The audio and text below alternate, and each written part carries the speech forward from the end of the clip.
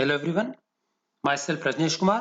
आज हम class 10th का जो सिमिलैरिटी का जो हमने चैप्टर शुरू किया हुआ है उसका हम एक्सरसाइज 11.4 के कुछ एग्जांपल्स बच गए हमारे 4 एग्जांपल्स, पहले तो वो करेंगे और उसके बाद हम एक्सरसाइज 11.4 स्टार्ट करेंगे। क्लियर है? तो आई होप पीछे के वीडियोस आपने सबने देख करके अच्छे से समझ लिए होंगे। चलिए तो चलते हैं अपने टॉपिक की ओर। हमारा जो अगला एग्जाम्पल है 7th तक मैंने पहले डिस्कस कर लिए थे, तो हम करेंगे अभी एग्जाम्पल 8 ऑनवर्ड्स। क्लियर है? तो चलिए हम चलते हैं टॉपिक की ओर। ठीक, तो ये है सिमिलरिटी का जो चैप्टर नंबर आपका 11 है, उसकी एक्सरसाइज 11.4 से पहले हैं ये एग्जांपल्स। ठीक है, तो शुरू में आपके 11 एग्जांपल्स दिए हैं, तो उसमें से 7 मैंने पिछले वीडियो में डिस्कस किए थे। ये एग्जांपल 8th ऑनवर्ड्स हैं, तो इस स्लाइड में आपको दो अलग अलग पार्ट्स दिख रहे हैं, 8th और 9th आपको कंटिन्यूटी में मिलेंगे। ठीक है, चलिए तो देखते हैं एग्जाम्पल नंबर 8 क्या है। ठीक है, तो गिवन में हमको क्या दिया हुआ है, हमको दिया है कि ये दो ट्रायंगल जो आपस में क्या है, सिमिलर है। क्लियर है? ओके, तो triangle ABC and triangle PQR, these two triangles are similar. तो गिवन में लिख दिया हमने सिमिलर है। उसके बाद और क्या लिखा है, दोनों का एरिया भी इक्वल है। क्लियर है? दोनों का एरिया भी इक्वल है। तो हमको प्रूव करना है कि क्या दोनों ट्रायंगल्स कॉन्ग्रुएंट होंगे। तो देखिए, अगर दो ट्रायंगल सिमिलर होते हैं तो उनका शेप मैच होता है और एरिया भी बराबर है, तो मतलब परफेक्टली एक के ऊपर एक आएंगे, तो मतलब कॉन्ग्रुएंट भी हो जाएंगे। तो साबित कैसे करेंगे वो देखेंगे, तो हम एरिया थ्योरम की मदद ले सकते हैं। ठीक है, so to prove triangle ABC congruent to triangle PQR. अब मुझे बताओ, अगर कोई भी दो ट्रायंगल्स सिमिलर हो जाते हैं तो उनके सारे के सारे एंगल्स बराबर हो जाते हैं ना, कॉरस्पॉन्डिंग एंगल्स आर इक्वल। तो एंगल ए तो पी के बराबर हो जाएगा, एंगल बी हो जाएगा एंगल क्यू के बराबर, एंगल सी हो जाएगा एंगल आर के बराबर। तो उसमें से हम सिर्फ कोई भी दो एंगल्स एक बार यूज करेंगे, तो मान लो ए और बी, पी और क्यू हम यूज कर लेंगे। ठीक है कि नहीं? क्या और एक एक कोई भी साइड बराबर लानी है, चाहे तो ए बी पी क्यू ले आओ, चाहे बी सी क्यू आर ले आओ, या ए सी और पी आर, कोई भी एक जोड़ा साइड्स का बराबर ले आएंगे। तो कैसे आएगा देखते हैं। चलिए, तो प्रूव करना है दोनों को कॉन्ग्रुएंट कैसे करेंगे। तो सबसे पहले ये ट्रायंगल सिमिलर है, तो सिमिलर ट्रायंगल्स के लिए हम एरिया थ्योरम यूज कर सकते हैं। ठीक है ना? तो देखो ट्रायंगल, क्योंकि सिंस ट्रायंगल एबीसी सिमिलर है ट्रायंगल पीक्यूआर के, तो देयरफॉर उनके जो कॉरस्पॉन्डिंग एंगल्स बराबर हो जाएंगे, तो therefore their corresponding angles are equal. तो दो ले रहा हूं मैं शुरू के, ए और बी। तो एंगल ए तो किसके बराबर, एंगल पी के। देखो ये फर्स्ट लेटर ए है ना, ए किसके बराबर है, पी के, तो angle A equal to angle P. Similarly second letter है एंगल बी, किसके बराबर होगा, एंगल क्यू के, एंगल बी बराबर एंगल क्यू। क्लियर है? तो ट्रायंगल सिमिलर होने से कॉरस्पॉन्डिंग एंगल्स बराबर हो जाते हैं। 1 और 2 में हमने दो एंगल्स बराबर कर लिए। अब लगाते हैं area theorem. Using area theorem for similar triangles, similar triangle में ही हम एरिया थ्योरम लगा सकते हैं। तो area theorem for similar triangles, बताइए, दोनों ट्रायंगल सिमिलर है तो दोनों का एरिया का ratio is equal to square ratio of squares of corresponding sides. तो area of triangle ABC upon area of triangle PQR, ये लिख दिया, इज इक्वल टू कोई भी कॉरस्पॉन्डिंग साइड का स्क्वायर ले लो, उसका रेशियो ले लेना। ठीक है, तो हमने पहली दोनों ले ली, A B square upon P Q square. Clear है? अब मुझे बताओ, दोनों ट्रायंगल्स का एरिया तो हमको इक्वल दे रखा है, देखो यहाँ पे दे रखा है ना, और दो चीजें जो इक्वल होती हैं उनका रेशियो हमेशा 1 आता है। सेम चीज अपॉन सेम चीज, जैसे 2/2 1 होता है, 7/7 1 होता है, तो same number upon same number 1 ही तो आएगा। तो इसका रेशियो 1 आ गया। क्यों 1 आया? बिकॉज दोनों ट्रायंगल्स का एरिया बराबर है और बराबर चीजों का रेशियो 1 आता है। राइट साइड में सेम टू सेम लिख दिया, A B square upon P Q square. अभी ये इधर आ जाएगा, 1 के साथ इंटू होगा तो A B square equal to P Q square आ गया। और दो चीजों का स्क्वायर बराबर होता है तो दोनों चीजें भी बराबर होंगी। तो ए बी इक्वल टू क्या आ गया, पी क्यू, ये आ गया हमारा नंबर 3। अब 1 2 और 3 को एक साथ देखो, 1 और 2 में हमने क्या है, एंगल 1 और एंगल पी, बी और क्यू को बराबर कर लिया, और एक एक बीच की साइड बराबर आ गई। तो ए एस ए कॉन्ग्रुएंसी से दोनों को हम कर देंगे कॉन्ग्रुएंट। तो देखेंगे, चलिए, in triangle ABC and triangle PQR, angle A equal to angle P, देखो 1 में किया हमने, ये रहा। एंगल बी बराबर एंगल क्यू, ये हमने 2 में किया, तो हम लिख दिया, यहाँ पे हमने लिख दिया from 1 and 2। And A B और पी क्यू इन दोनों के बीच की साइड है इंक्लूडेड, ये दोनों अभी हमने बराबर किए, ए बी बराबर पी क्यू फ्रॉम 3। तो दो एंगल बराबर, ये दोनों एंगल बराबर लिए और एक बीच की साइड लिए, तो कॉन्ग्रुएंसी कौन सी लगेगी, ए एस ए। समझ में आ गया? A S A congruency rule, triangle ABC congruent हो गया ट्रायंगल पीक्यूआर के। अच्छा, मान लीजिए हम ए बी और पी क्यू नहीं लेते कॉरस्पॉन्डिंग साइड्स, हम दूसरे ले लेते, सपोज बी सी और ए बी ले लेते, सॉरी बी सी और क्यू आर ले लेते। तो यहाँ था B C square upon Q R square, B C square upon Q R square, यहाँ पे भी B C square upon Q R square, तो बी सी बराबर क्यू आर आ जाता, तो फिर ये दोनों साइड्स बराबर हो जाती। तो कॉन्ग्रुएंसी कौन सी लगती, ए ए एस आ गया। तो अगर हमने बीच की साइड बराबर कर ली तो ए एस से, और अगर हमको दो एंगल पहले से बराबर पता है और बाहर की साइड ले ली तो ए ए एस यूज कर लेते हैं हम। ठीक है, तो कोई भी साइड ले लो, कोई फर्क नहीं पड़ेगा, रट्टे नहीं मारने आपको। ठीक है ना? तो ये था हमारा क्वेश्चन नंबर 8, बिल्कुल सिंपल सा। ये आगे भी कहीं एक्सरसाइज में रिपीट हुआ है, ट्रू फॉल्स टाइप क्वेश्चन में। तो वहां पे भी हमको सेम ही मेथड करना है। ठीक है, चलिए तो क्या सीखा हमने यहाँ पे, दो ट्रायंगल सिमिलर हो, एरिया बराबर हो तो दोनों कॉन्ग्रुएंट होते हैं। क्लियर है? चलिए क्वेश्चन नंबर 9, हमको एक राइट ट्रायंगल दिया है। राइट ट्रायंगल का मतलब हो गया एंगल बी पे हमको 90 डिग्री दे दिया और ए बी और बी सी बराबर है, तो बी से निकलने वाले जो दो आर्म्स है, एक ये और एक ये दोनों बराबर है। ठीक है, अब भाई कोई सा भी आर्म हाइपोटेन्यूज के बराबर नहीं हो सकता, हाइपोटेन्यूज सबसे बड़ी साइड है तो 90 के अगल बगल वाले दोनों साइड्स बराबर है, मतलब आइसोसेलेस ट्रायंगल। तो साबित क्या करना है, 2ab square equal to ac square, 2ab square मतलब इसके डबल का स्क्वायर बराबर ac स्क्वायर। चलिए राइट ट्रायंगल है तो using Pythagoras theorem in right triangle ABC क्या लिख सकते हैं, हाइपोटेन्यूज मतलब ac का square equal to ab square plus bc square, ab square plus bc square. अब मुझे बताओ आंसर में जो हमको प्रूव करना है, एक तो ac स्क्वायर लाना ही है अपना, तो ac स्क्वायर को नहीं छेड़ेंगे, ab स्क्वायर लाना है, ab को नहीं छेड़ेंगे, फालतू क्या है bc, तो bc हटाना है। तो क्या हम bc के स्थान पे देखो ab लिख सकते हैं, बराबर है दोनों दिया हुआ है, तो हम लिख देंगे बट BC तो किसके बराबर है, AB के, जो हटा जो नहीं चाहिए ना उसको रिप्लेस कर देंगे, तो BC इक्वल टू क्या लिख देंगे, AB, ये गिवन है हमको। तो देखो सेम AC स्क्वायर चाहिए लिख लिया, AB स्क्वायर चाहिए लिख लिया, और BC नहीं चाहिए हमको, तो BC की जगह हमने क्या लिख दिया, AB, तो स्क्वायर लगाओ तो AB का स्क्वायर, और एक बार AB स्क्वायर, एक बार AB स्क्वायर कितना हो गया, 2 टाइम्स AB स्क्वायर, तो हम उल्टा भी करके लिख सकते हैं, तो twice of AB square equal to AC square. इसके अलग-अलग बुक में अलग-अलग वर्जन है बच्चों, यहाँ पे एंगल B90 लिया, किसी में बुक में एग्जांपल्स में B की जगह C90 दिया हुआ, तो C90 हो जाएगा तो भी उसी तरीके से आ जाएगा, तो यहाँ पे फिर C90 होगा तो CA बराबर CB दिया होगा वहां पे, ठीक है कि नहीं, और फिर AB square equal to 2 AC square करना होगा हमको, ठीक है, तो वो कोई फर्क नहीं पड़ेगा उससे, तो ध्यान देना B कौन सा है, तो कुछ बुक्स में अलग-अलग वर्जन है इसके, तो पैटर्न सेम का सेम ही रहेगा। ठीक है, चलिए ये था हमारा क्वेश्चन नंबर 9, इजी है, आगे चलें। चलिए ये क्वेश्चन 10 थोड़ा काफी लेंथी है, और इस क्वेश्चन का इतिहास है आपके आरबीएससी में, सीबीएसई में बहुत बार आता है एग्जाम में, बोर्ड के एग्जाम में, और ये भी 6 मार्क्स में आता है, उससे कम में ये नहीं आता है, तो उसको बहुत ध्यान से समझेंगे। रिपीटेडली बच्चे इसमें कंफ्यूज होते हैं और बार बार फिर पूछते भी हैं, तो आप लोग थोड़ा इसको गौर से ध्यान से समझिएगा कैसे करना है, ठीक है, रट्टे नहीं मारेंगे बिल्कुल, उसको प्रैक्टिस और कर लेंगे एक बार घर में समझने के बाद में। तो ये एग्जाम्पल नंबर 10 है, बहुत इंपॉर्टेंट है।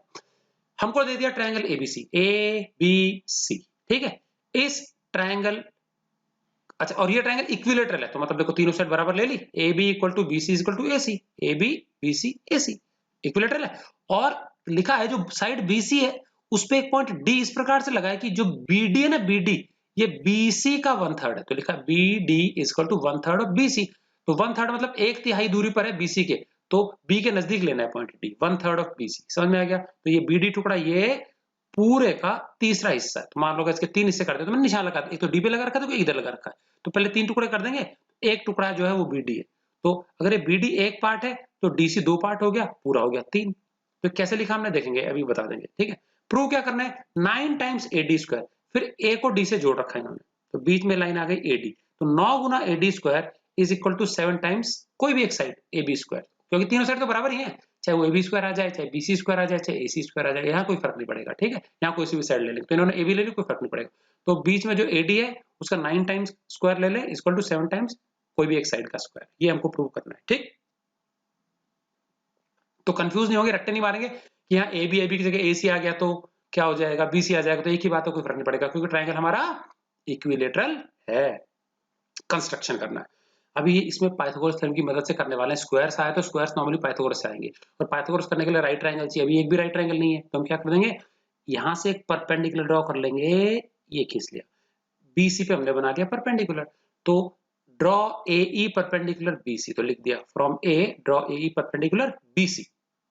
अब बच्चों एक छोटा सा रफ वर्क है, आप करके भी देख सकते हो, किसी भी इक्विलेटरल ट्रायंगल में, किसी भी इक्विलेटरल ट्रायंगल में अगर हम वर्टेक्स से परपेंडिकुलर बना देते हैं एल्टीट्यूड, तो वो मीडियन भी होता है, मीडियन मतलब क्या होता है, सामने वाली साइड के मिड पॉइंट को जोड़ने वाला लाइन सेगमेंट, तो हम क्या कर सकते हैं, थोड़ी देर के लिए एडी को भूल जाओ, अगर हम एडी ना देखें तो इन दोनों ट्रायंगल को बहुत आराम से कॉन्ग्रुएंट कर सकते हैं, समझा ना, डॉटेड लाइन के इधर वाला और इधर वाला, देखो ये तो कॉमन हो गया, ये कॉमन हो गया, और ये एंगल 90-90 हो गया, ठीक है, और ये दो साइड भी क्या हो गया, बराबर हो गया, तो देखो राइट एंगल, फिर हाइपोटेन्यूज और एक साइड, तो आरएचएस हम क्या कर देंगे, कॉन्ग्रुएंट कर देंगे, और कॉन्ग्रुएंट हो गया तो बीई और ईसी बराबर हो जाएगा, समझ में आ गया। मैं फिर क्या बात कर रहा हूँ, एई की और एई सी की, ये इधर का आधा ट्रायंगल डॉटेड लाइन कर, इधर का आधा ट्रायंगल, तो देखो एई तो हो गया कॉमन साइड, एक एक हो गया 90 परपेंडिकुलर है, और हाइपोटेन्यूज बराबर, क्योंकि ये इक्विलेटरल ट्रायंगल है, तो राइट एंगल हाइपोटेन्यूज और साइड कॉन्ग्रुएंट, कॉन्ग्रुएंट हो गया तो बीई बराबर हो जाएगा ईसी। तो हमने क्या सीखा, अगर बीई और ईसी बराबर है तो ई मिड पॉइंट हुआ, और मिड पॉइंट को जोड़ने वाला लाइन सेगमेंट है एई, तो एई मीडियन हो गया ना।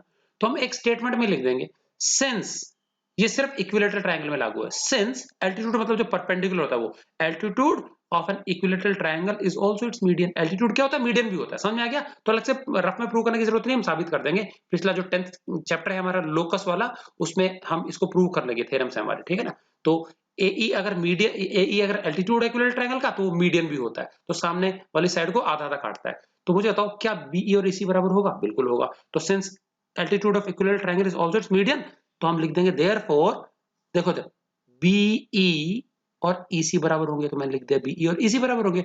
और ये बीई और ईसी इस पूरे का हाफ हो गया ना, बिल्कुल एग्जैक्टली, क्योंकि मिड पॉइंट है। तो भैया ये आधी दूरी तो हो गई बीसी की, और ये भी आधी दूरी हो गई, तो क्या मैं ले सकता हूं, बीई किसके बराबर है, ईसी, ईसी बीई के बराबर, दोनों किसके बराबर है, बीसी का हाफ, पूरे बीसी का हाफ हाफ हो गया। मान लीजिए 10 है पूरा, तो ई क्या होगा, 5 पे होगा, बी से ई 5 और ये 5, ये जो 5 है वन साइड कोई भी ले लो, ये पूरे का तो हाफ ही हुआ ना, ठीक है ना। तो हाफ बीसी ले सकते हैं। और बीसी किसके बराबर है, बीसी देखो यार, बीसी एबी के बराबर है ना, क्योंकि हमको देखो आंसर में सिर्फ साइड एबी लाना है ट्रायंगल की, तो जहां पे भी ट्रायंगल की कोई सी भी साइड आ जाएगा उसको रिप्लेस करके एबी लिख देंगे। तो हमने बीसी लिख दिया, half of BC, and we know that BC is equal to क्या, एबी, क्योंकि इक्विलेटरल है ट्रायंगल, तो यहां हमने एबी लिख दिया। समझ में आ गया।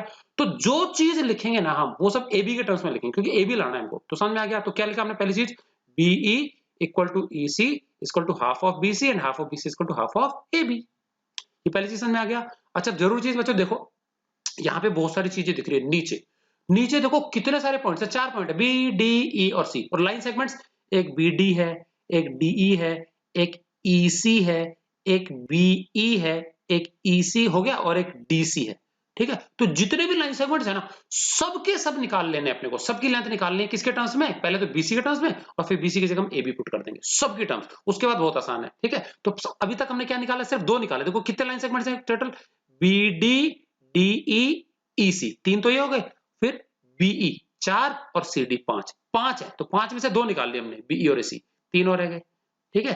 अब एक हमको ऑलरेडी दिया हुआ है, देखो बीडी दिया ना हमको, तो इस बीडी की मदद से बाकी सारे निकाल लेंगे। अच्छा बीडी क्या दिया है, देखो BD equal to 1/3 of BC लिखा है ना, देखो BD equal to 1/3 of BC, 1/3 of BC, ठीक है। अच्छा उससे पहले देखो मैं एक और चीज कर सकता हूं, मैं डायग्राम में मैंने ये 1 2 3 कैसे लिखा समझना, ये हमको दिया है BD equal to 1/3 of BC, BC को नीचे ले आए, तो BD by BC equal to 1/3, ये समझ में आ गया।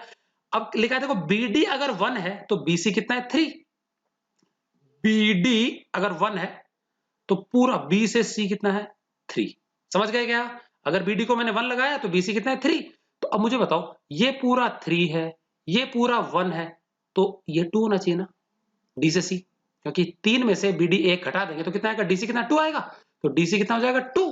तो अब चलते हैं, बीडी क्या कह रहा है, बीडी बीडी तो दे ही रखा है अपने को 1/3 ऑफ बीसी, तो हमने लिख दिया BD equal to 1/3 of BC, और बीसी की जगह मैं क्या ले सकता हूं, अगेन एबी, क्योंकि हमको आंसर में एबी लाना है, इक्विलेटरल ट्रायंगल साइड एबी रखनी है, तो बीसी की जगह मैंने एबी लिख दिया। ये क्लियर है, 2। तो देखो 3 चीजें आ गई हमारी, हम बीई निकाल चुके, नीचे वाले जो टुकड़े उनमें से ईसी निकाल चुके, और बीडी भी निकाल चुके। अब 2 रह गया, एक तो डीई रह गया और एक डीसी रह गया। पहले डीसी निकाल लेते हैं, डीसी। अब डीसी कैसे निकलेंगे, फिगर में देखना, जैसे ये बीडी था ना, ये पूरा 3 में से एक हिस्सा है बीसी का, देखो साबुत कितना है, 3, और 3 में से 1 पार्ट है, तो हमने लिख दिया 1 out of 3 parts of BC. अब डी को क्या लिखेंगे, पूरे 3 में से कितना टुकड़ा है, ये 2 टुकड़ा है, तो हम लिखेंगे 2/3 ऑफ बीसी, समझ में आ गया। तो देखो डीसी क्या है, 3 में से, साबुत 3 है ना, 3 में से कितना हिस्सा है, 2 हिस्सा। जैसे बीसी कितना था, बीसी जो था, बीडी जो था, बीडी जो था एक पार्ट था 3 में से, तो 1/3 किसका, बीसी का पूरे का। डीसी क्या लिखेंगे, 2 पार्ट है आउट ऑफ किसका, 3 में से, किसका, बीसी का, तो 2/3 ऑफ 2/3 ऑफ बीसी, समझ में आ गया, 2/3 ऑफ बीसी। और बीसी के स्थान पे अगेन हम क्या कर देंगे, एबी पुट कर देंगे, तो ये आ गया हमारा एबी आ गया। ये क्लियर है दोनों चीजें। तो अभी हमने 4 चीजें निकाल ली बच्चों, क्या निकाल लिया, बीडी पता पहले से गिवन है, फिर बीईसी हमने फर्स्ट में निकाल लिया, और अभी एक क्या निकाला हमने, डीसी निकाला। अब एक रह गया छोटा वाला डी, तो हम यहां निकालेंगे डी। अब डी कैसे निकालेंगे देखेंगे, तो कई तरीके निकालने के। मैं डी निकालना चाहता हूं तो मैं क्या लिख सकता हूं, इधर का पूरा बीई में से बीडी हटा दूं, समझ में आ गया। देखो लेफ्ट साइड का बीई ये पूरा है ना हाफ, इसमें से अगर मैं बीडी माइनस कर दूं तो डी आ जाएगा, और उल्टा ये भी कर सकता हूं, तो डीसी में से इसी घटा दूं तो भी डी आ जाएगा। तो लेफ्ट साइड से निकाल लेते हैं, बीई माइनस बीडी, तो क्या आ जाएगा, डी आ जाएगा। तो देखो बीई माइनस बीडी, और बीई बीडी हमको पता है, देखो नीचे देखेंगे बीई बीई फर्स्ट वाले बॉक्स में हाफ ऑफ ए बी लिख दिया हमने, half of A B. BD given है, देखो बीडी कितना है, 1/3 ऑफ ए बी, तो हमने लिख दिया 1/3 ऑफ ए बी, सब कुछ ए बी के टर्म्स में आ जाएगा।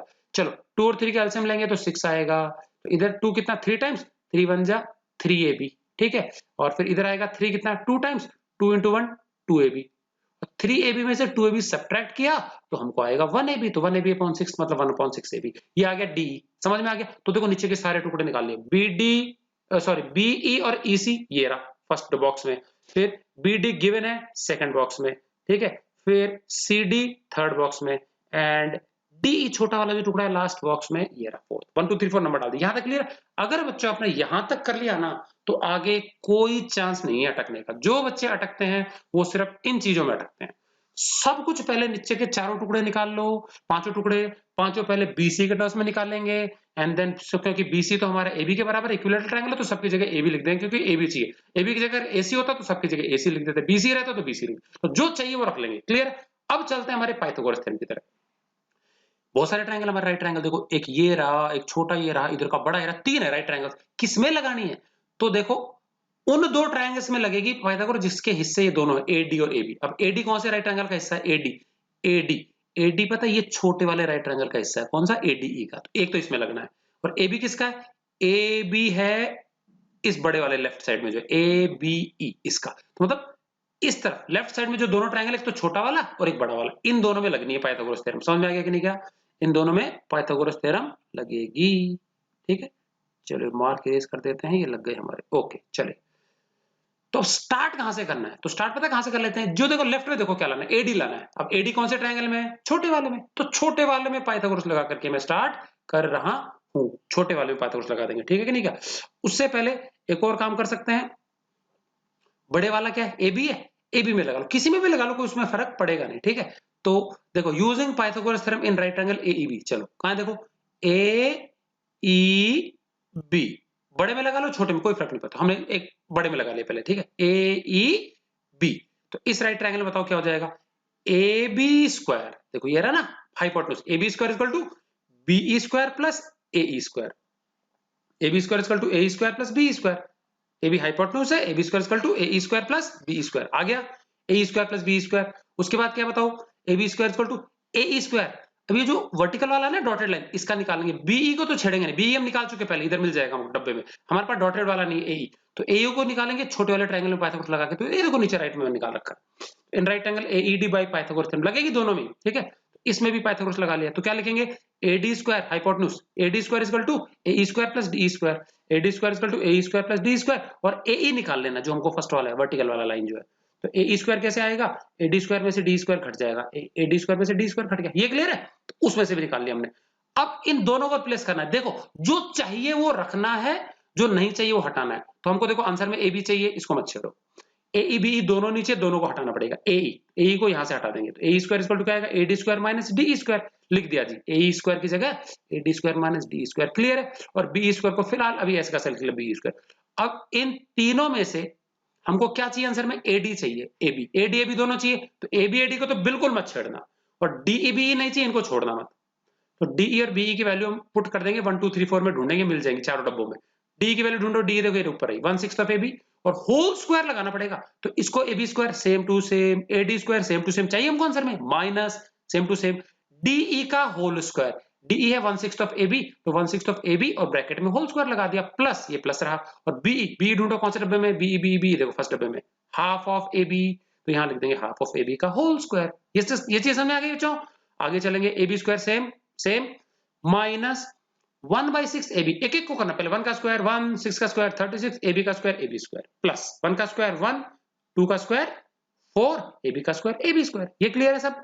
अब यहां पे देखो एबी इधर है, एक इधर है, एक इधर है, सारे भी एक तरफ ले आओ, एडी को अलग कर लो, एडी स्क्वायर वहीं पड़ा रहेगा, ये दोनों लेफ्ट साइड में आ जाएंगे, लाइक टर्म्स को एक तरफ कर रहे हैं, तो एबी स्क्वायर अपॉन में 1 लगा दिया, कोई फर्क नहीं पड़ेगा, माइनस 1/36 एबी स्क्वायर इधर आ गया, तो प्लस 1/36 एबी स्क्वायर हो गया, ये माइनस 1/4 एबी स्क्वायर है, इधर आएगा तो सॉरी इधर प्लस है, इधर आएगा तो माइनस हो जाएगा। समझ में आएगा सारी तरफ आ गए। एलसीएम ले लेंगे, 1 का कोई मतलब नहीं है, 4 और 36 का एलसीएम हो जाएगा, 4 और 36 का 36 ही आएगा, बड़ा नंबर जो इसके टेबल में आता है ना। चलिए 1 को डिवाइड करेंगे, 1 36 टाइम्स आएगा, 36 into A B square, 36 A B square आ गया। 36 को डिवाइड करेंगे, 36 1 टाइम्स आएगा, 1 1 जा 1 ए बी स्क्वायर, ठीक है, माइनस ऐसा कैसा, 4 का टेबल बोलेंगे तो 9 टाइम्स आएगा, 9 1 जा 9 और ए बी स्क्वायर, क्लियर है, और यहाँ जाएगा ए डी स्क्वायर।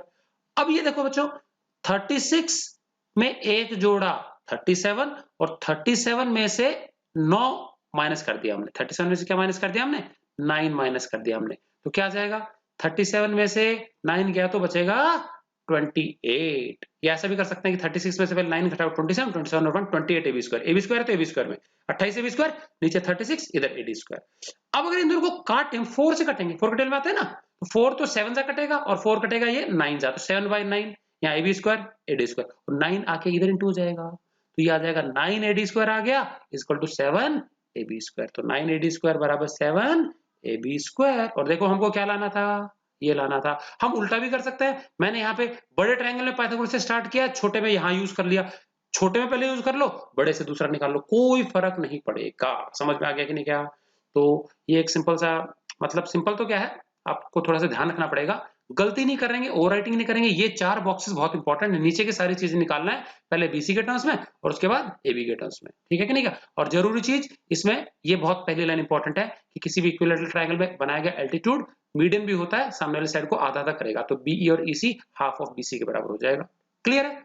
तो आई होप अच्छे से आपने समझ लिया होगा। इसको पक्का 1-2 बार प्रैक्टिस कर लेंगे समझने के बाद में, नहीं तो भूलने के चांसेस ज्यादा हैं इसमें। चलिए आगे चलते हैं, क्वेश्चन नंबर हमारा 11th पे आ जाते हैं, ठीक है कि नहीं? ये हमारे एक्सरसाइज एग्जांपल्स का लास्ट क्वेश्चन है, ठीक है, इजी है बिल्कुल।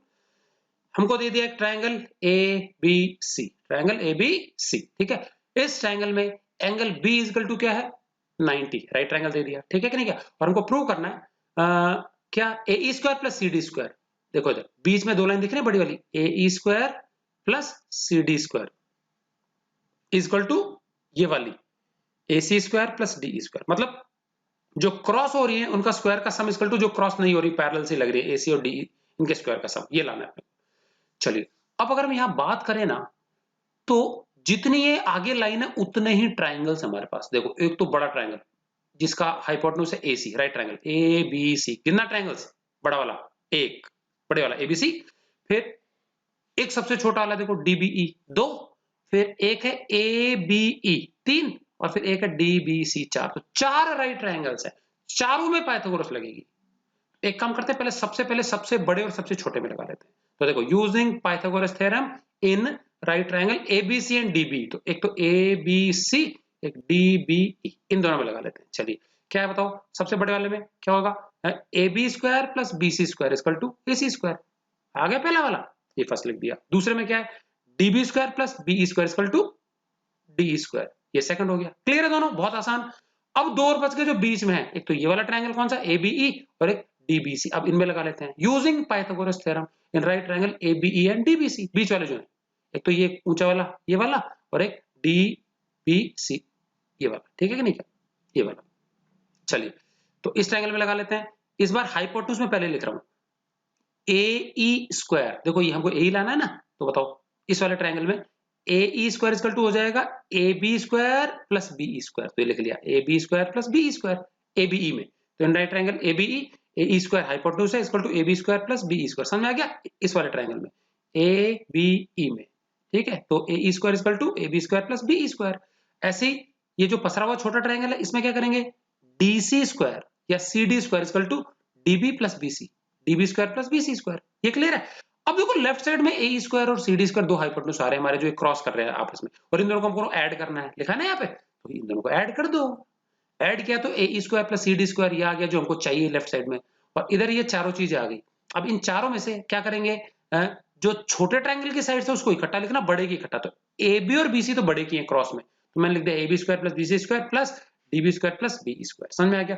अब ए बी स्क्वायर और बी सी स्क्वायर देखो निकाल चुके ऊपर, ए सी स्क्वायर, तो इसकी जगह हमने ए सी स्क्वायर लिख दिया, और डीबी और बी हमने यहाँ निकाला है डी स्क्वायर, इसकी जगह हमने इन दोनों की जगह हमने लिख दिया डी स्क्वायर, और ए C square plus D square की तो लाना है हमको, देखो ये आ गया।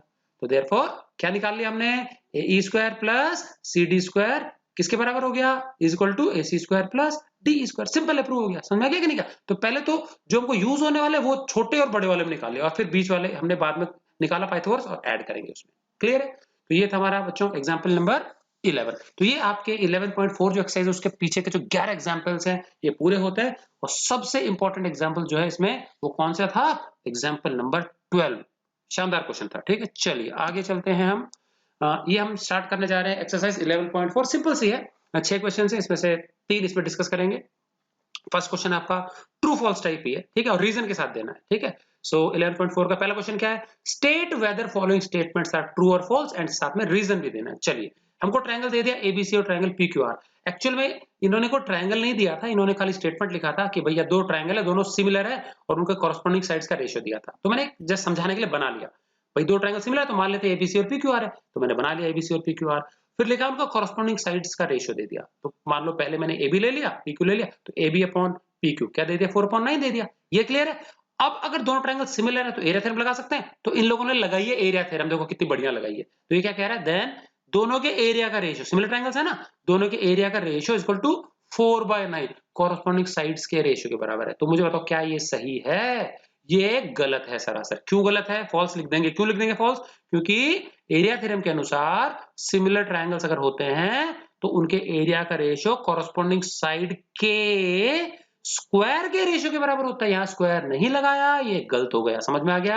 सिर्फ इन्होंने साइड्स का रेशियो ले लिया, साइड्स के स्क्वायर के रेशियो के बराबर आना चाहिए था, तो ये हमारा फॉल्स हो गया। अब कारण लिखेंगे, तो कारण बिकॉज एरिया थ्योरम के अनुसार क्या होना चाहिए, area of triangle ABC upon area of triangle PQR is equal to क्या होना चाहिए, कॉरेस्पॉन्डिंग साइड्स का स्क्वायर का रेशियो। तो AB square upon PQR, PQ square होना चाहिए, एबी अपॉन पीक्यू नहीं होना चाहिए। तो इनका स्क्वायर करेंगे तो हम ये स्क्वायर देखो होल स्क्वायर कर सकते हैं, एबी बाई पीक्यू का होल स्क्वायर, और एबी बाई पीक्यू पता है 4/9 है, तो यहाँ 4/9 लिख देंगे, होल स्क्वायर आ जाएगा।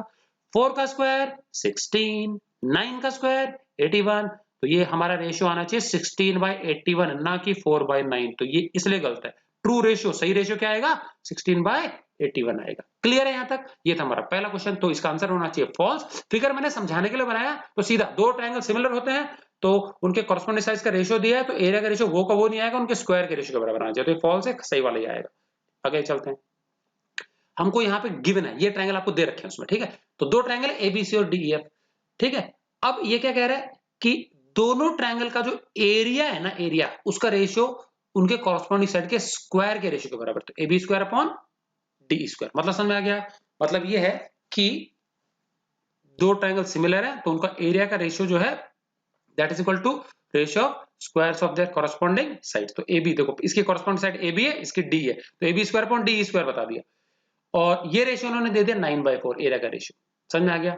तो कह रहा है कि अगर दो ट्रायंगल्स हैं और उनका एरिया का रेशियो कॉरेस्पॉन्डिंग साइड्स के स्क्वायर के रेशियो के बराबर हो जाएगा तो दोनों ट्रायंगल कॉन्ग्रुएंट हो जाएंगे। तो देखो एक्चुअल में सिमिलर जो हमारा एरिया थ्योरम उसका उल्टा है, दो ट्रायंगल सिमिलर तो एरिया का रेशियो कॉरेस्पॉन्डिंग साइड्स के स्क्वायर के रेशियो के बराबर। उल्टा, अगर दो ट्रायंगल्स का एरिया का रेशियो कॉरेस्पॉन्डिंग साइड्स के स्क्वायर के रेशियो के बराबर हो तो दोनों ट्रायंगल सिमिलर होने चाहिए। तो ये तो कॉन्ग्रुएंट दे रखा है, तो गड़बड़ है ना ये मामला। तो वो सिमिलरिटी वाली जो ये जो एरिया थ्योरम इसका उल्टा भी होना चाहिए।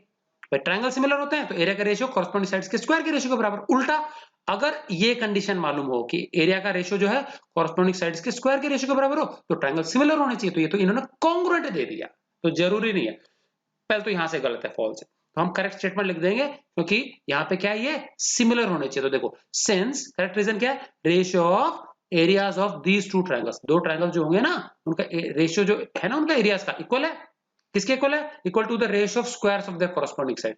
तो दो ट्रायंगल के एरिया का रेशियो उनके कॉरेस्पॉन्डिंग साइड्स के स्क्वायर के रेशियो के बराबर है, देन दे आर सिमिलर। यही एरिया थ्योरम है, वो सिमिलर हो जाएंगे। ठीक है कि नहीं? क्या एक तो ये तरीका है, सीधा स्टेटमेंट लिख देंगे। एक और भी है सीधा सा काम कि ये कह रहा है दोनों ट्रायंगल कॉन्ग्रुएंट है। तो मुझे एक बात बताओ, जो दो ट्रायंगल कॉन्ग्रुएंट होते हैं तो एक के ऊपर एक ओवरलैप करते हैं, और ओवरलैप करते हैं तो उनका एरिया तो बराबर होना चाहिए। तो इनका तो एरिया पहले से अलग अलग है, देखो 9/4 रेशियो अलग है ना भाई। जिनका रेशियो एरिया सेम होता तो रेशियो 1/1 आता। तो क्योंकि ये खुद ही बता रहा है चीख चीख के कि भैया हमारा तो एरिया अलग है, तो how can they B congruent? तो एरिया अलग होने से तो कॉन्ग्रुएंट होने का सवाल ही नहीं है। एक बड़ा एक छोटा, बड़ी छोटी चीजें कभी कॉन्ग्रुएंट नहीं हो सकती। तो यहां से भी कर सकते हैं, एक लाइन में भी लिख सकते हैं इसका जवाब कि these two triangles cannot be congruent because since they have different areas and congruent triangles they have equal areas, तो ये भी लिख सकते हैं, ठीक है। तो क्या लिखते हैं, but since they have unequal areas they cannot be congruent। हमको पता है congruent triangle जो होते हैं ओवरलैप करते हैं तो उनका एरिया बराबर होना चाहिए, तो इनका एरिया भी अलग दे रखा है, तो दूसरा रीजन ये भी कर सकते हैं। क्लियर है, चलिए आगे चलते हैं।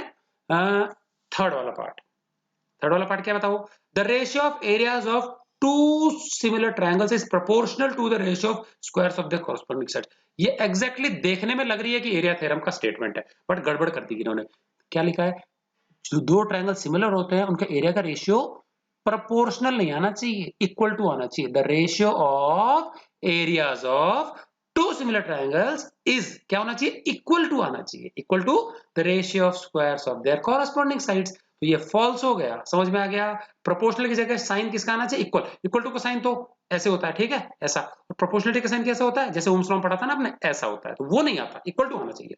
तो रीजन ये फॉल्स है, रीजन क्या लिखेंगे सही वाला, reason according to area theorem the ratio of areas of two similar triangles is, ये शब्द आना चाहिए, equal to the ratio of squares of the corresponding side, ठीक है। तो ये हमारा करेक्ट रीजन हो जाएगा। चलिए अगला है, इफ ट्रायंगल एबीसी सिमिलर है ट्रायंगल आर एक्स वाई की, मैंने डायग्राम बना दिया, एबीसी सिमिलर है आर एक्स वाई, दो ट्रायंगल सिमिलर हो गए and their areas are equal, और उनके एरिया भी बराबर है। थोड़ी देर पहले हमने किया था, याद आ रहा होगा तो, एग्जांपल नंबर 8 याद आया कि दो ट्रायंगल सिमिलर हैं, उनका एरिया इक्वल है, तो दोनों कॉन्ग्रुएंट हो जाएंगे। अब मुझे बताओ, अगर ट्रायंगल ही कॉन्ग्रुएंट हो गए तो एक के ऊपर मैच होंगे, तो ये पूरे ट्रायंगल के कॉन्ग्रुएंसी की बात नहीं कर रहा, ये सिर्फ पूछ रहा है कि क्या साइड बीसी और एक्सवाई कॉन्ग्रुएंट होंगी। तो जब पूरे ट्रायंगल ही कॉन्ग्रुएंट हो जाएंगे तो बीसी और एक्सवाई तो होंगे ही होंगे, बीसी के ऊपर एक्सवाई मैच होगा ना, बिल्कुल। बट ट्रायंगल ही कॉन्ग्रुएंट होगा तो एक एक साइड तो होगी कॉन्ग्रुएंट, तो ट्रू है बिल्कुल, ये समझ में आ गया। तो यदि दो ट्रायंगल सिमिलर, एरिया इक्वल, तो उनकी जो साइड बीसी और एक्सवाई है वो कॉन्ग्रुएंट होंगे, मतलब बिल्कुल परफेक्टली ओवरलैप होंगे, इक्वल होंगे वो, ठीक है कि नहीं। क्या, चलिए देखते हैं क्या। तो ये हमको दो ट्रायंगल दे दिया जी, दोनों सिमिलर हैं, तो मैंने लिख दिया triangle, since triangle ABC similar triangle R X Y के, और दोनों के एरिया भी इक्वल है, ठीक है, तो बाद में यूज कर लेंगे। तो एरिया थ्योरम क्या कहती है, दोनों ट्रायंगल सिमिलर हो गए तो एरिया का ratio equal to corresponding sides का स्क्वायर का रेशियो। तो बीसी नीचे वाले ले ली मैंने, जिसके बारे में बात हो रही है, इनके बारे में पूछा है ना हमको, तो BC square upon X Y square, तो ये बीसी लास्ट के दो, एक्स वाई लास्ट के दो, होल स्क्वायर लगा देंगे, बीसी बाई एक्स वाई का होल स्क्वायर। तो ये ऐसे कैसे रख देंगे, बीसी बाई एक्स वाई का होल स्क्वायर, और दोनों के एरिया इक्वल है, जो दो चीजें इक्वल हैं दोनों का रेशियो हमेशा 1 आएगा, क्योंकि areas of both triangles are equal, तो सेम चीज अपॉन सेम चीज 1 आ गया, और ये 2 इधर भेज देंगे तो इधर 1 के ऊपर स्क्वायर रूट लग जाएगा, 2 हटाएंगे ना, तो स्क्वायर रूट ऑफ 1 तो 1 ही होता है, 1 1 जा होता है ना, क्योंकि स्क्वायर रूट के अंदर 1 को दो बार लिख सकते हैं, 1 1 जा बाहर आके 1 ही हो जाएगा। तो बीसी बाई एक्स वाई, ये तो स्क्वायर हट ही जाएगा, तो BC by X Y equal to 1 आ गया, एक्स वाई इधर आ जाएगा, तो क्या निकला, BC equal to X Y, और BC और XY दो लाइन सेगमेंट इक्वल होती है तो परफेक्टली ओवरलैप भी करेंगे तो कॉन्ग्रुएंट भी हो जाएंगे। समझ में आ गया। तो ये था हमारा पार्ट नंबर 4।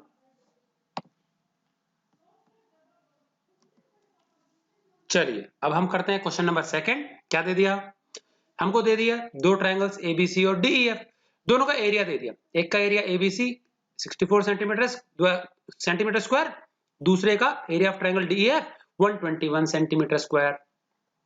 नॉर्मली जब भी एरिया थ्योरम का यूज होता है ना, तो ये जो एरिया दिए जाते हैं परफेक्ट स्क्वायर्स दिए जाते हैं, 8 का स्क्वायर है, ये 11 का स्क्वायर है, याद रखेंगे। और इनमें से दोनों की एक एक कॉरस्पॉन्डिंग साइड दे दी, देखो इधर दिया है EF 15.4 सेंटीमीटर, पूछा क्या है BC क्या होगा, तो अगर इधर EF दिया है तो आपको BC पूछेंगे, D देते तो AB पूछते, DF देते तो AC पूछते, जैसा इधर दिया दूसरे का कॉरस्पॉन्डिंग साइड पूछते हैं, तो इसमें नॉर्मली एरिया थ्योरम का एक स्टेप लगेगा। चलिए BC पूछा है, since triangle ABC similar triangle DF के सिमिलर है तो एरिया थ्योरम लगा सकते हैं, तो therefore by using area theorem, क्या कहते हैं एरिया थ्योरम, एरिया ऑफ पहला वाला triangle ABC upon area of दूसरा triangle DF is equal to corresponding sides का स्क्वायर का रेशियो। कौन सी लेनी है कॉरस्पॉन्डिंग साइड्स, जिनके बारे में बात हो रही है EF और BC, तो इधर तो BC है इधर EF है, तो BC square upon EF square, square दो की जगह एक ही जगह लगा देंगे होल स्क्वायर, तो BC अपॉन EF का होल स्क्वायर आ गया, तो BC अपॉन EF की जगह लिख दिया हमने, देखो 15.4, BC हमको पता नहीं है, ऐसा कैसा। चलिए अब देखो दोनों का एरिया हमको दिया हुआ है, वैल्यू पुट कर देंगे, ऊपर वाला ABC का एरिया कितना है ट्रायंगल का 64, DF ट्रायंगल का एरिया है 121, ठीक है, और यहाँ होल स्क्वायर आ गया, स्क्वायर हटाएंगे तो दूसरी तरफ जाएगा तो रूट लग जाएगा, तो 64 बाई 120 का रूट लग गया, यहाँ BC बाई 15.4 आ गया, स्क्वायर हट चुका है यहाँ से। 64 को हम लिख सकते हैं 8 8 जा, ये 11 11 जा, तो इसका तो 8 बाहर आ जाएगा, इसका 11 आ जाएगा, पेयर में से एक बाहर आ जाएगा, तो ये देखो 8 बाई 11 आ गया, राइट साइड में लिख देंगे BC बाई 15.4 इधर है, ये क्लियर है। 15.4 को इधर राइट साइड में मल्टीप्लाई कर देंगे, तो 8/11 इंटू 15.4। अभी 11 जो है इससे कटेगा, कितनी टाइम्स कटेगा चेक कर लेते हैं। 11 1 जा कितना जाएगा 11, तो 1 आ गया, ये पॉइंट लगा दिया, पॉइंट के आगे पहुंचे तो 11 1 जा 11, 4 बचेगा, 4 आगे लगा देंगे तो 44 हो जाएगा, 11 4 जा 44, तो ये 1.4 टाइम्स कटेगा। और 1.4 को 18 से इंटू कर लो, तो 14 8 जा 112 आएगा, एक के बाद पॉइंट लगा देंगे राइट साइड में यहाँ पे, तो आंसर में भी वैसा का वैसा। तो फाइनली बीसी कितना आ गया हमारा 11.2 सेंटीमीटर। क्लियर है, सिंपल सा था एरिया थ्योरम। ऐसे बहुत सारे और आपके एग्जांपल्स मिसलिनियस में भी आएंगे, ठीक है, तो सेम तरीका होगा। चलिए आज की वीडियो का लास्ट क्वेश्चन कर लेते हैं। ये बहुत इंपॉर्टेंट क्वेश्चन है, जैसा आपका एग्जांपल 10 था बिल्कुल वैसा ही है, कंफ्यूज कर देने वाला क्वेश्चन है, बच्चे अक्सर इसमें गलत कर बैठते हैं। इसमें डायग्राम कई बच्चों से नहीं बनता है, तो समझेंगे ध्यान से क्या है। एक ट्रायंगल एबीसी है और एक ट्रायंगल डीबीसी है on the same base BC. एक ही बेस बीसी पे दो ट्रायंगल बना हुए हैं, तो मतलब अगर मैं एक बेस खींच दूं बीसी, ठीक है, और दोनों ट्रायंगल एक ही बेस पे बने हुए हैं, तो अब एक बेस पे मैंने यहाँ पे देखो एक बना दिया ए बीसी, खींच दिया बेस बीसी, इस पे एक ट्रायंगल बना दिया ए बी सी ऊपर की ओर, एक बना दिया बी डी सी नीचे की ओर। अब आप पूछ सकते हो कि भैया एक ही तरफ क्यों नहीं बनाया, एक उल्टा नीचे क्यों बनाया, तो एक काम करते हैं एक तरफ भी बना लेते हैं, ठीक है कि नहीं, क्या चलिए मैं थोड़ा सा पेन ले लेते हैं, यहां से ले लिया जी पेन, ठीक है। चलिए मैं एक तरफ बना के दिखाता हूं आपको कि क्या गड़बड़ हो सकती है, तो हमको कैसे पता लगा कि दोनों तरफ बनेगा कि नहीं बनेगा, ठीक है। चलिए ये हमने एक ले लिया, ठीक है। अब मैं बना रहा हूं एक तरफ ट्रायंगल, थोड़ा टेढ़ा मेढ़ा बन सकता है। चलिए इसको मान लेते हैं एबीसी, समझ में आ गया, जो ऊपर वाला ट्रायंगल है ना इसको एबीसी मान लिया हमने, ठीक है। फिर हम एक और बना देते हैं, एक ही तरफ मैंने नीचे बनाया था ना, नीचे की तरह, नीचे की जगह सपोज मैं एक ही तरफ बना रहा हूं, तो सपोज मैंने बना दिया, ये बना दिया,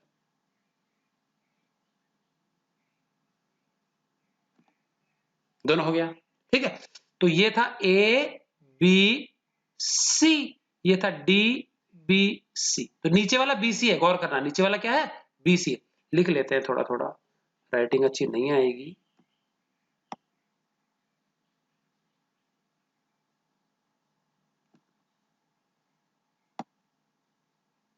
चलो समझने लायक तो है, ठीक है। और ये क्या था ए,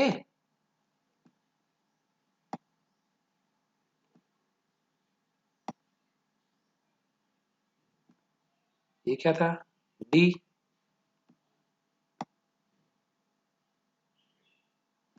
ओके। अब ना क्वेश्चन क्या कह रहा है, ध्यान से समझना, क्वेश्चन क्या कह रहा है एबीसी डीबीसी दो ट्रायंगल सेम बेस पे, तो देखो मैंने दो तरीके हैं, बीसी बेस ये रहा, एक तो मैं एबीसी एक तरफ बना लूं इधर, और दूसरा अपोजिट तरफ बना लूं, यहाँ पे दोनों मैंने एक तरफ बना ली, देखो एबीसी और डीबीसी दोनों सेम बेस पे हैं, ठीक है। हमारा वापस हाईलाइटर ले लेते हैं,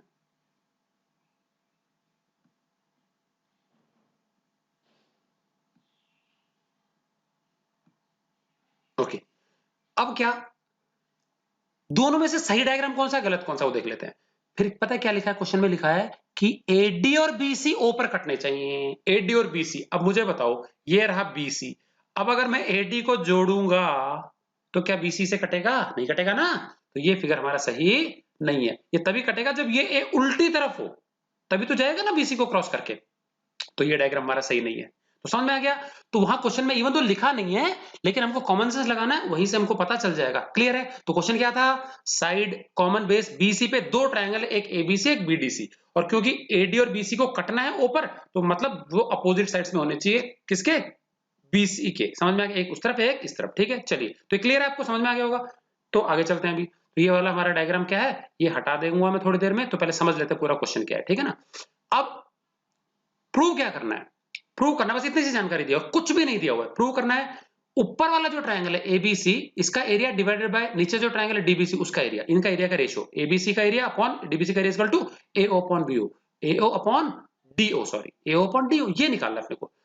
तो अब बच्चों के मन में क्या आ सकता है, सबसे पहले जैसे ही बच्चे देखते हैं ना कि एरिया का रेशियो पूछा है, तो तुरंत टूट पड़ते हैं कि भैया एरिया थ्योरम लगेगी। तो सबसे पहली और फोरमोस्ट चीज इस क्वेश्चन में कि एरिया थ्योरम सिर्फ उन ट्रायंगल्स में लगते हैं जो सिमिलर होते हैं। तो पहले बताओ ट्रायंगल एबीसी डीबीसी को सिमिलर कर तो सकते हो क्या? क्योंकि सिमिलैरिटी के 3 ही क्राइटेरियन है।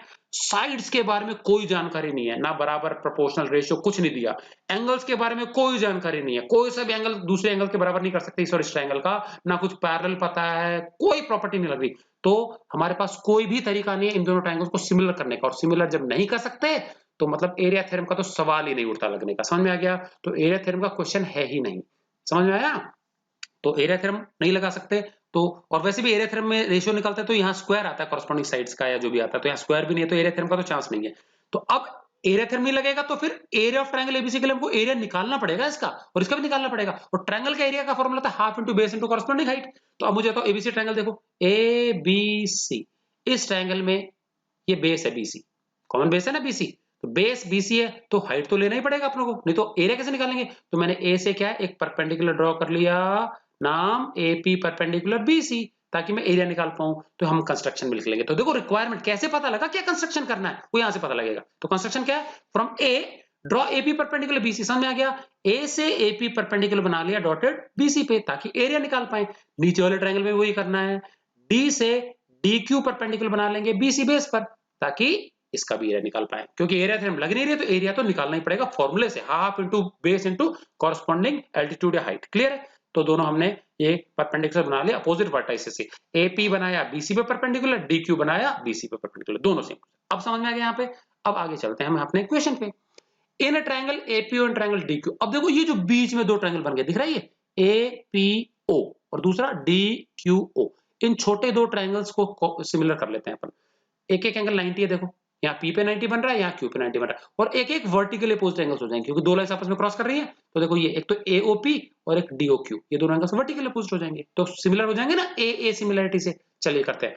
तो सबसे पहला तो हमने क्या लिख दिया, कंस्ट्रक्शन वाला, angle APO equal to angle DQ 90 degree by construction. देखो APO का APO 90 और DQO 90, ये दोनों क्या हो गया, कंस्ट्रक्शन से हो गया। एंड AOP और DOQ, AOP पहले मैं A वाला बोल रहा हूं, फिर O वाला, फिर 90 वाला, तो DOQ ये वर्टिकली अपोजिट एंगल्स का जोड़ा हो गया। क्लियर है ये वाला? तो AA सिमिलरिटी से दोनों ट्रायंगल क्या हो गए, APO और DQO सिमिलर हो गए। तो APO देखो, APO पहले डॉटेड वाला बोल रहा हूं फिर O पे जा रहे हैं, तो DQO पहले डॉटेड वाला बोल रहे हैं फिर O पे जा रहे हैं, सिमिलर। अब अगर दो ट्रायंगल सिमिलर होते हैं तो कॉरस्पॉन्डिंग साइड्स प्रोपोर्शनल होती हैं। तो तीनों साइड्स का रेशियो लिखने की जरूरत नहीं है हमको, ये बीच के छोटे है ना नीचे P और Q, इससे कोई मतलब नहीं, हमको लाना भी नहीं है P और Q। ठीक है? तो P और Q नहीं लेंगे, बाकी दोनों का रेशियो लिख लेंगे। तो देखो ये height upon height equal to AO upon DO, ये लिख लेंगे। तो देखो प्रोपोर्शनलिटी लिखेंगे साइड्स की क्योंकि सिमिलर हो गए, तो हम यहाँ लिख देंगे, देखो AP अपॉन DQ, दिख रहा है डॉटेड वाली लाइन, तो लिख दिया AP अपॉन DQ। फिगर में देखो हाइट अपॉन हाइट हो गया ना, AP अपॉन DQ। और दूसरा PO अपॉन QO होता है, ये जरूरत नहीं अपने को, PO और QO की जरूरत नहीं काम आएगा। फिर फर्स्ट और थर्ड देखो AO अपॉन DO, ये लिख लेंगे AO अपॉन DO, तो बीच वाला लिखने की जरूरत नहीं अपने को। ठीक है? तो AP अपॉन DQ किसके बराबर होगा, AO अपॉन DO के बराबर हो गया। नंबर 1 मान लिया। क्लियर है? ये चाहो तो तीनों रेशियो लिख लो, कोई फर्क नहीं पड़ेगा उससे। नाउ अब अपने मुद्दे पे आते हैं, क्या करना था, दोनों ट्रायंगल्स का एरिया का रेशियो निकालना था। तो लिख लेते हैं area of triangle ABC upon area of triangle DBC, इन दोनों का एरिया का रेशियो इक्वल टू क्या होगा, फॉर्मूला पता ही है, half into base into corresponding height. तो ऊपर वाले ट्रायंगल में देखो हाफ इंटू, ये बेस तो BC है तो लिख दिया हाफ इंटू BC, और कॉरस्पॉन्डिंग हाइट क्या है AP, तो half into BC into AP। नीचे बताओ हाफ, बेस वही है BC और कॉरस्पॉन्डिंग हाइट क्या बताओ, DQ। समझ में आ गया? तो ये आ गया जी हमारा। अब देखो हाफ हाफ कट गया, BC BC कट गया, सिर्फ क्या बचेगा, AP बाई DQ बचेगा।